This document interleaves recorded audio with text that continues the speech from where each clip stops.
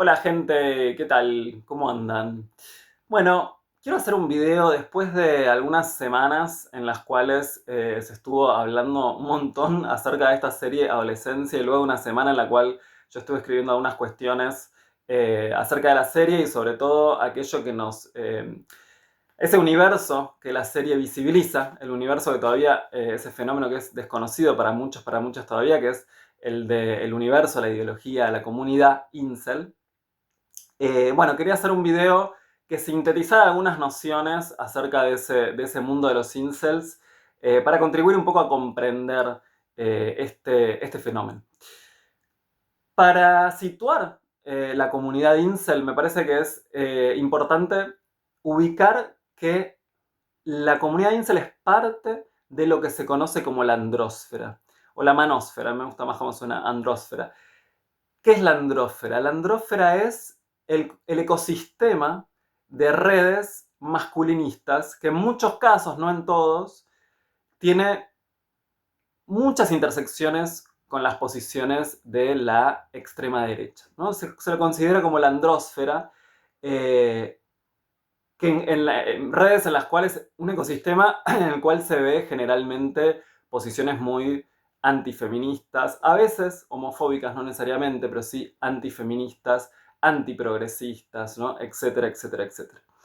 Quiero comenzar situándolo ahí, ¿no? La comunidad incel es parte de esa andrósfera y creo que debemos comprenderlo y partir un poco desde ahí. Y un segundo elemento que me parece central para comprender todas las derivaciones, porque de acá se derivan varias cuestiones, es comprender que la ideología incel se representa el mundo a partir de determinaciones biológicas. Es decir, buena parte de las concepciones de los incels y de las actitudes de los incels se explican por estas determinaciones biológicas. Alerta spoileo, mejor si vieron la serie, si no la vieron se pueden guardar el video y luego ven esto. Hay creo que 3, 4 escenas clave para comprender el universo incel en la serie. Una de ellas, una escena muy interesante, es la cual un hijo le explica al padre, el hijo del inspector que está llevando adelante la investigación, le explica al padre, le dice, te veo muy desorientado, te quiero un poco desasnar y orientar porque veo que no estás entendiendo, ¿no? Otro elemento interesante en la serie, la brecha generacional entre adultos y jóvenes y adolescentes, ¿no? Entonces, le empieza a explicar los emojis, el sentido, el significado de los emojis que le dirigían a Jamie, ¿no? Y acá quiero hacer una nota al pie, una digresión y ahora vuelvo.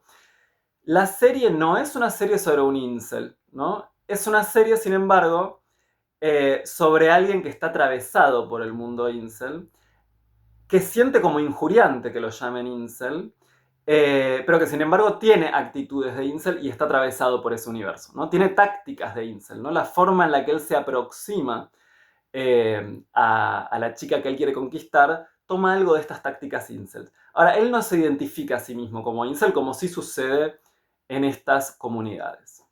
Vuelvo de la digresión, espero poder hacer todo esto. La serie está hecha todo en plano secuencia. Espero poder hacer todo esto también en plano secuencia sin cortes. El hijo entonces le dice al padre y le explica el significado de los emojis supuestamente injuriantes, ¿no? Que le dirigían a Jamie, ¿no? Y ahí lo que le explica el hijo al padre es que lo que le están diciendo es que es incel. Y le dice algo muy interesante en un momento. Le dice, para que comprenda la dimensión de lo que le está, del significado de esos emojis. Le dice, le está diciendo que siempre va a ser así, que siempre va a ser incel, es decir, que siempre va a ser célibe. El padre se sorprende, estamos hablando de un adolescente de 13 años, y le dice, ¿quién no es incel a esa edad? ¿Quién no es célibe a esa edad? ¿No? ¿Por qué traigo esto? Porque el caray, bueno, perdón, otra cosa que le dice ahí el hijo al padre es la regla 80-20, y ahí entramos a lo biológico, ahí entramos a las representaciones biológicas de esta comunidad, ¿no? ¿Qué es la regla 80-20? Sería una regla que explicaría para los incels la desigual distribución de lo que podríamos llamar, así medio a lo Bourdieu, el capital erótico en una sociedad.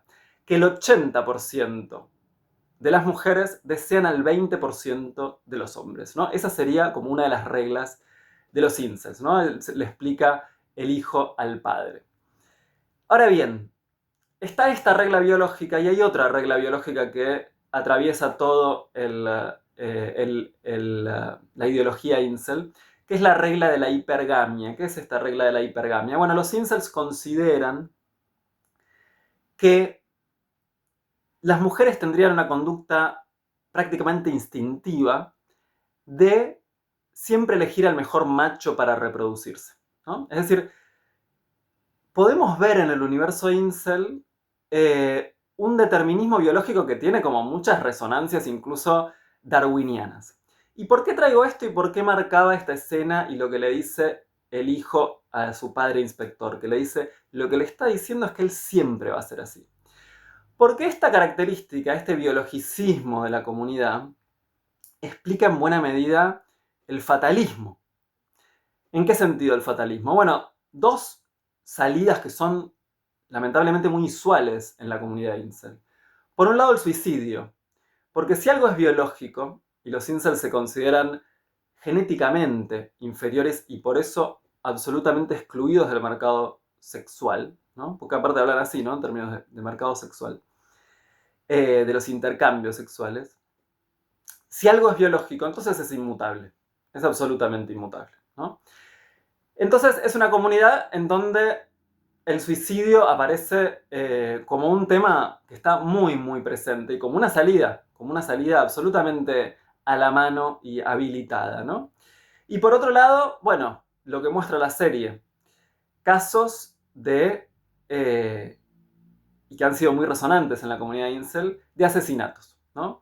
De hombres que se vengan de las mujeres, ¿no? Que también se explica por algo de esa característica del orden de lo biológico, ¿no? Es decir, la única forma es absolutamente la eliminación, ¿no? Del otro y la venganza contra eso. Ha habido 3 casos muy resonantes, ¿no? El de Elliot Rodger, 2 en Estados Unidos y uno en Canadá, el de Elliot Rodger, Alec Misasian y George Sodini, ¿no? 2 jóvenes de 20 y pico de años, y en el caso de Sodini, canadiense, más grande, de 40 y tantos años. Entonces, son esas, me interesa marcar ese vínculo entre lo biologicista y lo fatalista, ¿no? Como les decía, creo que lo decía, la serie no muestra a un incel. El protagonista no es incel. Sin embargo, está atravesado por el universo incel, ¿no? O sea, quienes son incels en el mundo real, digamos, se identifican como incels. Y esto es muy importante lo siguiente, ¿no? Volviendo a lo biológico. Lo incel, lo célibe, no es vivido como una circunstancia, mucho menos como una elección, ¿no? Por eso célibe involuntario, sino que es vivido como una condición. Por eso en las versiones más extremas, esa condición se puede llegar a articular como demanda política.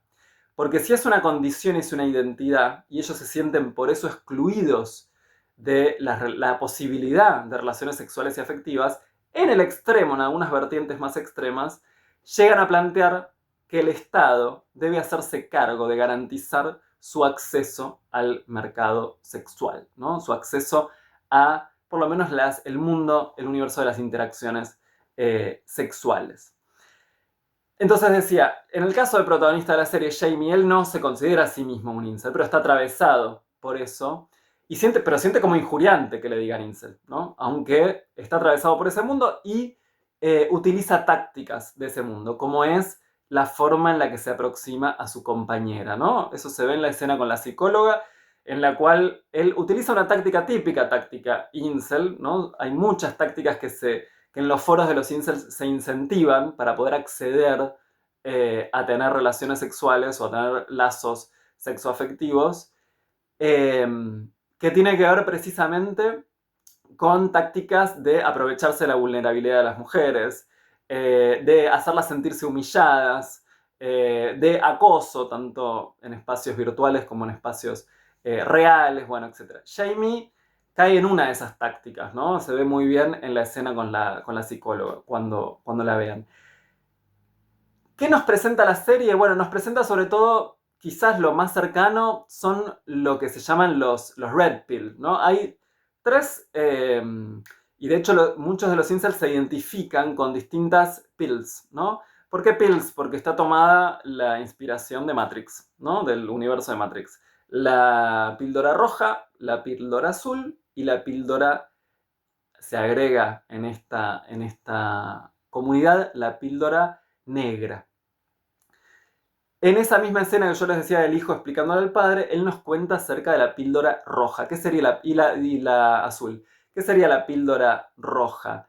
Bueno, inspirado en Matrix, y esto es una terminología, me parece que esto es importante, esto es una terminología que la comunidad incel comparte con buena parte de las terminologías de la manósfera. Muchos se manejan con estas metáforas de Matrix, de la píldora roja, de la píldora azul. La píldora roja es el que la ve, digamos, ¿no? El que la ve. Es el que ve la verdad de las cosas tal cual son. La píldora azul, bueno, es como el normal, ¿no? El normal, entre comillas, no nos gusta ese concepto, pero desde la comunidad incel sería así, ¿no? El que no tiene problemas para desenvolverse sexual, afectivamente, amorosamente, etc., ¿no? Pero que no ve las cosas tal cual son. ¿Cuáles son las cosas tal cual son? Bueno, el mundo que se representa en los incels que contaba antes, ¿no? La desigualdad en la que está el hombre en el mundo de las interacciones sexuales y amorosas. El incel ve esa verdad. El incel ve que el mundo está realmente estructurado de ese modo. Algo que quien se desenvuelve sexual y afectivamente de otro modo no lo llega a ver. Y después están, y esto es algo propio de esta comunidad, la píldora negra, que son como los más nihilistas. La píldora negra y la roja parten de las mismas premisas y de la misma ideología, pero los de la píldora negra creen que es imposible, absolutamente imposible, por eso son los más nihilistas y entre quienes más tasas de suicidio hay, ¿no? O salidas homicidas, ¿no? Eh, Consideran que es absolutamente imposible tener para ellos relaciones sexuales y afectivas. Los que se identifican con la píldora roja parten de las mismas premisas, pero creen que sí pueden llegar quizás a entablar lazos amorosos, sexuales, a través de estas tácticas, ¿no? A través de saber cómo aprovecharse de la vulnerabilidad de las mujeres, del acoso, de hacerlas sentir mal, ¿no? Bueno, hay muchas tácticas, no voy a entrar ahora en eso. Esa es un poco la diferenciación en las comunidades incels. Muchos utilizan quienes se identifican con una píldora, quienes se identifican con otra, con otra. Bien, y lo último que quiero decir, y me parece un rasgo central y muy interesante de la serie. Me está como faltando luz acá. Bueno, algo que me parece muy interesante. La serie empieza y termina en la habitación del adolescente, ¿no? Empieza con una redada policial, ¿no? Pero enseguida la policía entra a la habitación del adolescente. Y termina en la habitación del adolescente. Y Stephen Graham, el creador de la serie, el guionista y el actor que hace de padre, comentó que él quería recalcar este arco, ¿no? Este arco en donde se comienza y se termina en la habitación. Me parece muy interesante por lo siguiente. Yo creo que la serie nos permite abordar una temática que creo que es cada vez más crucial hablar, que es el fenómeno del aislamiento, ¿no? Todo el último capítulo está atravesado por la culpabilidad de los padres que sentían que el hijo, pensaban, estaba protegido ahí adentro, sin ubicar que la habitación se había transformado en una especie de territorio insular, que es precisamente ese espacio en donde Jamie se nutre de este tipo de ideas. ¿Y por qué recalco esto último y con esto termino? Porque estamos en una época en donde este tipo de comunidades que en muchos casos tienen lazos, no hay que generalizar, pero tienen lazos con los extremismos de derecha, ¿no? De hecho, hay un neologismo que es alt-cel. El alt-cel es Alternative Celibate, que quiere decir el que se identifica con la derecha alternativa, ¿no? En Estados Unidos. Es decir, que muchos de ellos decantan en los extremismos de derecha. ¿Por qué? Porque hay una ideología, esto me olvidé, perdón, ahora vuelvo a esto último, pero hay una ideología. ¿Por qué son antiprogresistas? Porque esa regla que yo les contaba antes de la hipergamia, lo que hablan de la hipergamia, ellos dicen, bueno, cuando las mujeres tenían menos derechos, esa hipergamia, es decir, esa tendencia de las mujeres a elegir al mejor macho para reproducirse, esa tendencia estaba amortiguada. ¿Por qué? Porque muchas mujeres, por ahí por no tener tantas posibilidades de elegir, tenían que elegir a un hombre para que las mantenga. En cambio, en las sociedades en las que se ha avanzado con derechos de las mujeres tienen más oportunidades, me estoy quedando así como bifronte, tienen más oportunidades de elegir y eso da rienda suelta a la conducta de la hipergamia, ¿no? Ahí se explica un poco el filón antiprogresista de estas comunidades y muchos decantan en la extrema derecha. Entonces, volviendo a lo que les decía recién, me parece que hay algo muy importante para pensar, que es este fenómeno del aislamiento. Porque es en el aislamiento que muchos pibes y pibas, muchos jóvenes, en este caso pibes, ¿no? En este caso solamente pibes, porque, como les decía, es la andrósfera. La comunidad incel no nace como una comunidad meramente masculina, pero termina siendo una comunidad meramente masculina. Es en el aislamiento que están mucho más vulnerables, ¿no? Es en ese territorio insular de su habitación que están mucho más vulnerables a teorías conspirativas, porque está muy ligada la, la ideología incel a la teoría conspirativa y en general la andrósfera a las teorías conspirativas, que muchas de ellas toman esta matriz, valga la redundancia, de las metáforas de la Matrix, de la píldora roja, ¿no? Ya esta idea de la píldora roja, la píldora azul, el que puede... ¿Qué es la píldora roja? Esa fascinación que generan las teorías conspirativas de el que realmente ve la verdad de las cosas, ¿no? El mundo sería un teatro, pero tras bambalinas algunos pueden ver la verdad y la esencia de las cosas, ¿no? Con eso juegan las teorías conspirativas y por eso son tan atractivas.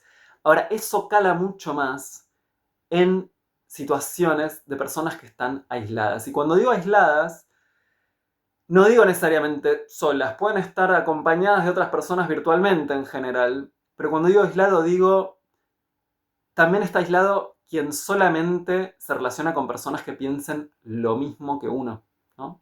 Que es lo que pasa mucho en estas comunidades. Creo que este es un punto a prestar atención.